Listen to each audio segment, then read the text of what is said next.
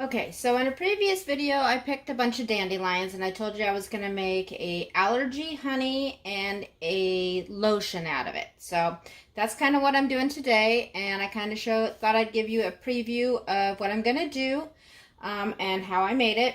Right here I have dandelion that's been infused into coconut oil. And this is lemon balm that has also been infused into coconut oil. And I'm going to melt this all down with some beeswax and a little bit of magnesium and a few other things until it's all melted together.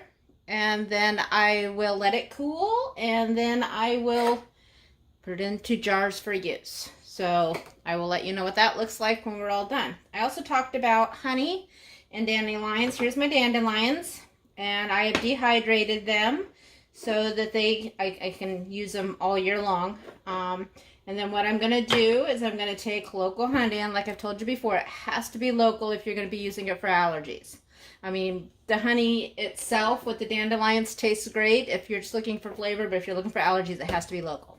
So here's my local honey, and here's my dandelions, and what I'm going to do is I'm going to put it into a small jar, about 3/4 honey, 1/4 dandelion, mix it up, and then you let it sit in a dark, pantry someplace for 4 to 6 weeks and let it kind of melt together.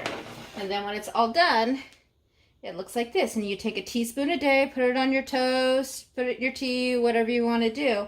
And this will help with your allergies in the spring and the summer. It just builds up an immunity to the pollens in your area. So this is how, any of you can do this, but like I said, it has to be local. I will let you know what it all looks like when it's all done. Thanks. Okay, so we have everything all melted together, and now I'm going to put this in the refrigerator for, I don't know, maybe 45 minutes or so until its consistency is kind of like pudding, because it's easier to put in the jars that way.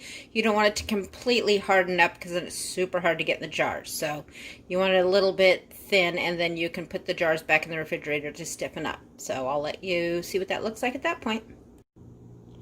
Okay, so I got 7 jars out of that batch, and that's what the lotion looks like. It still needs to set up a little bit in the refrigerator. Like I said, I like to put it in when it's still a little bit loose and easier to jar. I'll put these in the refrigerator and let them harden up, and they'll be ready to go. Thanks.